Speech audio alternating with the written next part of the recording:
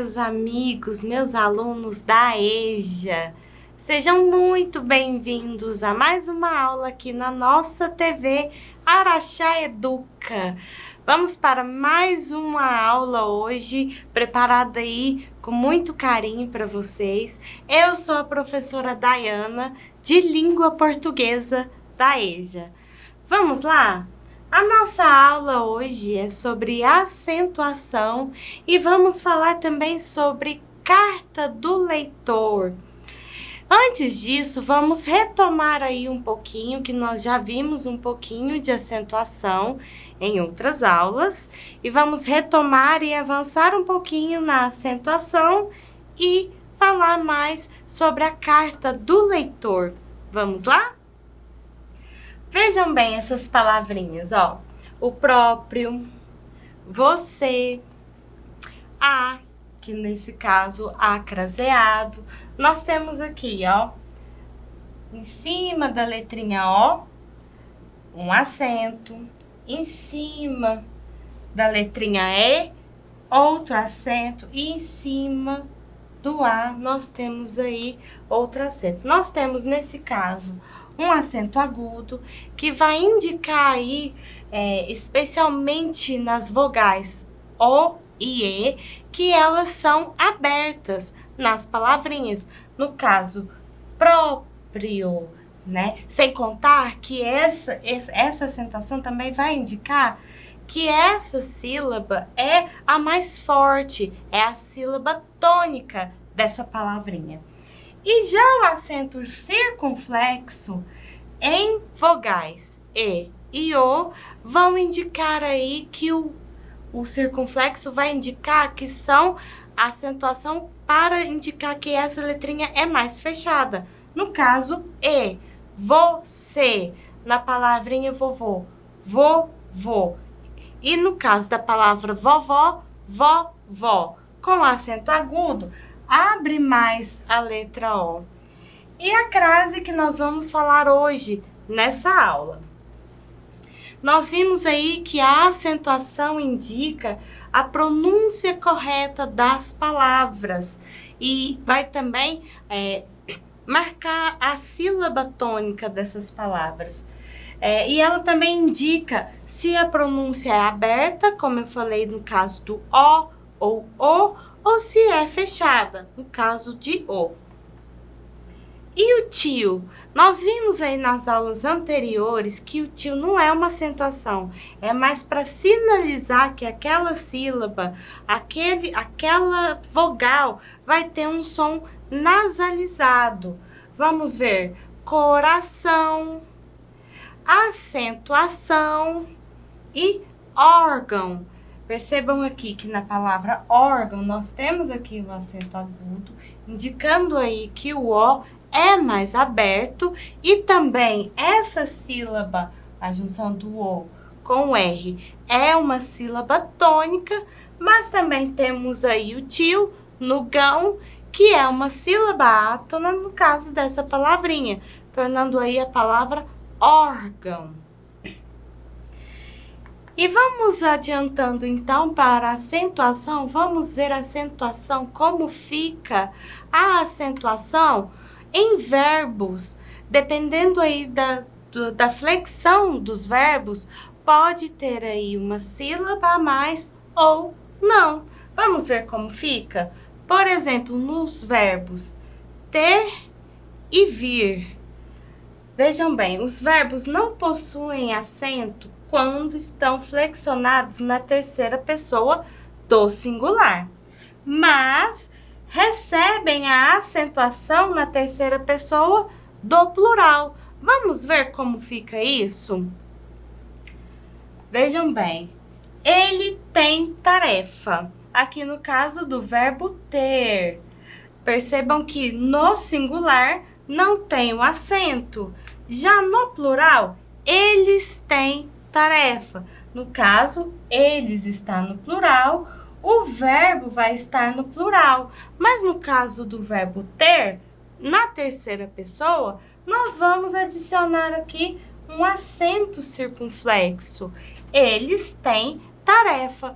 Vai mudar alguma coisa no som, professora? Não, não muda nada no som, apenas para indicar que ele está no plural. Outro exemplo, ela vem hoje. No singular, o verbo vir na terceira pessoa não apresenta acentuação. No caso de uma frase no plural, elas vêm hoje. Aí, elas está no plural, o verbo também ficará no plural, com a diferença do acento circunflexo. Também não muda nada no som, apenas para sinalizar aqui que o nosso verbo está no plural. E agora, as palavras, os verbos, na verdade, crer e ler. Os verbos no infinitivo não apresentam acentuação, certo? Mas e aí? Quando eu falo que uma família no presente do indicativo, aquela família crê em Deus. No presente do indicativo, o verbo crer vai ganhar um acento circunflexo, certo? No caso, na terceira pessoa. E no plural, como fica? No plural, ele não tem acentuação. Isso desde o novo acordo ortográfico da nossa língua portuguesa. Antes, nós tínhamos uma acentuação aqui no primeiro E da palavra creem, que é o verbo crer no plural, na terceira pessoa do plural. No caso, eles ou elas creem. Aquelas famílias creem em Deus. Ou seja, o verbo no presente do indicativo no singular tem acentuação, mas no plural vai dobrar o E, colocar o M no final e tira a acentuação. A mesma coisa do verbo ler, que no presente do indicativo, na terceira pessoa, o garoto lê jornais. Percebam que nós temos aqui a acentuação. Já no plural, os garotos leem jornais. Nós não temos, aliás, aí a acentuação no E. É adicionado mais um E e o M para indicar que está no plural. E nesse caso não recebe mais a acentuação. E a tal da crase, professora? O que é crase? Vamos ver juntos? Com origem na Grécia, a palavra crase significa mistura ou fusão, ou seja, vai juntar.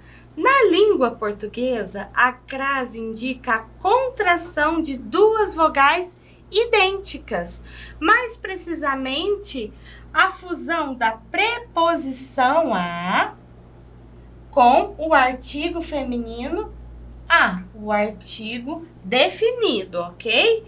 E também com a preposição a mais a primeira letra idêntica, né? Em um pronome, por exemplo. Vamos ver como fica? A crase deve ser empregada apenas diante de palavras femininas, ok? Vejam bem, as amigas foram à confraternização de final de ano da empresa. Aqui na confraternização, é uma palavra feminina, não é verdade? Então, eu vou juntar a preposição a mais o artigo definido feminino a, certo? É como se eu dissesse, foram para a confraternização, mas o a vai substituir o para. Então, as amigas foram à confraternização de fim de ano. E se eu colocasse essa confraternização, substituísse por uma palavra no masculino? Vejam bem, encontrei aqui uma palavra equivalente no masculino. Encontro. Vamos ver como fica. As amigas foram ao encontro de final de ano da empresa. Então, eu juntei a preposição a, como se fosse para, mais o artigo definido masculino, porque eu tenho aqui uma palavra no masculino, então fica ao encontro de final de ano. Então, eu trouxe a dica só para reforçar, ó, experimente alterar a frase para uma palavra masculina. Se fizer sentido, a crase. Por exemplo, escola, e aí um sinônimo, colégio. Escola é um substantivo feminino. Colégio, um substantivo masculino. Vou ao colégio. Ok, faz sentido. Então, quando eu utilizo a palavra escola, vou à escola. Outro exemplo, vou ao supermercado, vou ao dentista, vou à dentista. No caso, que seja uma doutora, certo? A crase ficou bem descomplicadinha agora, não é verdade? E agora, mudando de assunto, nós vamos falar sobre carta ao leitor, carta do leitor. E antes eu trouxe aqui só uma definição do que é carta, que é um gênero textual. Mas no nosso caso de hoje, vamos falar de carta do leitor. Vamos ver as características? Vem comigo. A carta é um gênero textual de correspondência, o qual visa a estabelecer uma comunicação direta entre os interlocutores, para transmitir diferentes tipos de mensagens. Por seu contexto de circulação, as cartas podem ser divididas em carta pessoal, carta comercial, carta oficial e muitos outros gêneros de cartas nós temos, certo? Eu trouxe aqui um exemplo de um envelopinho, né? Nesse caso, nós temos espaço para colocar o destinatário para quem é a carta. Nesse espaço também colocaríamos o endereço, o CEP da pessoa, da rua, do endereço, e o local de onde a carta, para onde a carta será enviada. Do outro lado, nós colocamos o remetente, no caso, quem envia a carta, o endereço e também o local. Aqui nós temos um espaço para adicionar um selo dos Correios. E a carta do leitor? Nós vamos falar sobre a carta do leitor, que é um gênero textual utilizado quando algum cidadão deseja posicionar criticamente a respeito de algum assunto ou acontecimento do momento.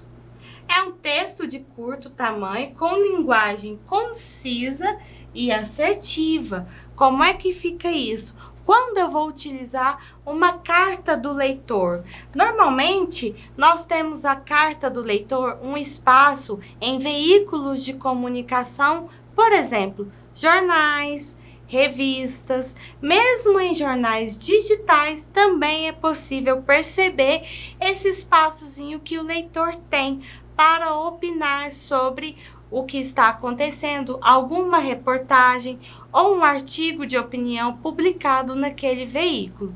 E na carta do leitor, o que eu posso fazer enquanto cidadão? Eu posso opinar, posso também agradecer, às vezes ler uma reportagem que fez a diferença para você, você pode agradecer aí aos editores. Reclamar também, perdão, eu passei sem querer, reclamar, solicitar, elogiar aquele veículo ou os editores e também criticar. Por exemplo, se você viu uma reportagem no jornal daqui da nossa cidade em que hajam muitos buracos nas vias públicas em função das chuvas, você quer se posicionar quanto a isso? Às vezes lá no seu bairro você quer falar que tem aí um buraco, chamar a atenção das autoridades. Você não vai lá no jornal me falar que tá chovendo demais e que a roupa não seca, né, Dona Maria? Você vai se posicionar de acordo com o que foi falado na reportagem. Às vezes mostrou ali um local que teve foi prejudicado pelas fortes chuvas, com buracos, né, deslizamentos, aí sim você vai falar: gostaria de chamar a atenção, com a licença aí dos editores e tudo mais. E qual que é a estrutura da carta do leitor?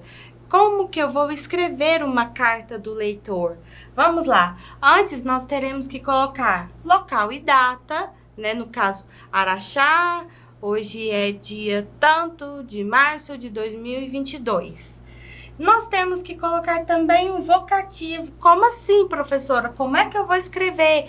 Eu vou escrever querido jornal de Araxá? Não, não necessariamente. Caro editor-chefe, e assim por diante. Nós devemos também nos atentarmos à contextualização. Como é isso, professora? Se você está escrevendo para esse espaço de carta do leitor e você quer falar algo, comentar algo, se posicionar com algo que já foi publicado no jornal ou na revista recentemente, você vai falar: vi a reportagem tal, do número tal, e contextualizar e dar a sua opinião. E ter objetividade também, ser objetivo, que normalmente, como vimos, o texto e a carta do leitor é um texto mais curtinho. Então, é preciso ter objetividade e clareza. E também argumentos. Se você vai falar, se posicionar, você tem que argumentar, né? Desenvolver o argumento do porquê a sua posição sobre esse assunto é essa, certo?